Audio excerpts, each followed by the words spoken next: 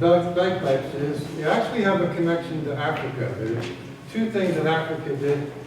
First thing is the historians say bagpipes were invented in the northern region of Africa, and then they were introduced to Europe and Asia by the Romans. So that's how bagpipes became common in Britain. So the idea was that you take more than one instrument and you use a common air source, and that was the genesis for bagpipes. The other connection for bagpipes is something called African blackwood. It's grown in forests in Africa in the middle of the continent. It's a favored wood for musical instrument makers, and how it made its way to Europe was it was sent in sailing ships as ballast. When they would send shipments of cotton to be processed in European mills, they needed the extra weight in sailing ships. So the wood was originally just thrown away or used for firewood until somebody figured out they had a market. Of course, once they had a market, that put the price up. So African blackwood now, if you wanted to buy enough to make a set of bagpipes, you're going to spend somewhere between $600 to $700 before you even do anything to the wood. So this slide will give you an idea of some of the different European bagpipes that are available. Now the Scottish design involves really using 3 clarinets, and each clarinet drones away in one sound or one tone, so that's why they call it drones. So this is basically a bass clarinet. And then we have 2 tenor clarinets, and then we have the melody pipes, which is chanter. Now the interesting thing too about the Scottish design of bagpipes is it sort of made its way back into the African and Asian cultures. They would look at how the British Army were using pipe bands. So now you can find pipe bands in places like India, Pakistan, Egypt, Libya, Nepal.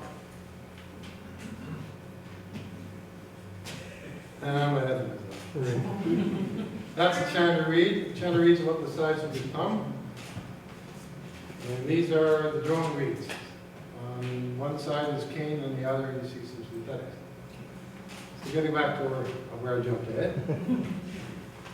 You'll find pipe bands throughout Arabia. Now the interesting thing, the fact that they decided to embrace the Scottish Highland bagpipe, as soon as they get the instrument, they make it their own. So that, what I mean by that is they tune them to their own preference. And the technique that they would use to play the instruments is a lot different to what Celtic pipe would use. Now that brings me to the Highland scale. The Highland scale for bagpipes is actually a modified 5-note system.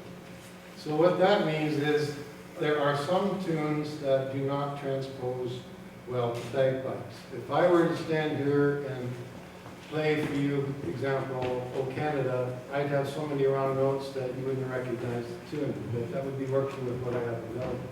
So the thing with orchestral instruments, when you play A on a piano, you're getting 440 hertz. It's the standard accepted throughout the industry for making musical instruments. The Scottish bagpipe makers don't agree on what A should be. So that means the ranges from anything from 460 to 480 hertz. Now this particular chanter tends to respond better around 473. So you can actually have different pipe bands that have to stop and change their tuning if they want to play together.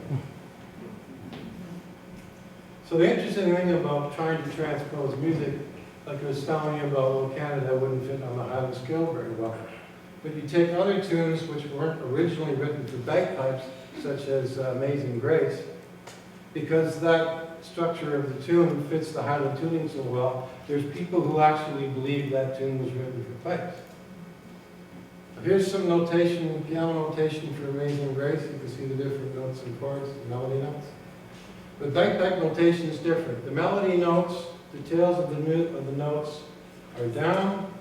The grace notes are, the tails are up. And the reason we have grace notes is this helps us articulate and structure the tune so that you can get an idea of the cadence. Because we're breathing for 4 different reeds, you can't articulate the sound like the way a saxophone player could, who only has one reed to adjust.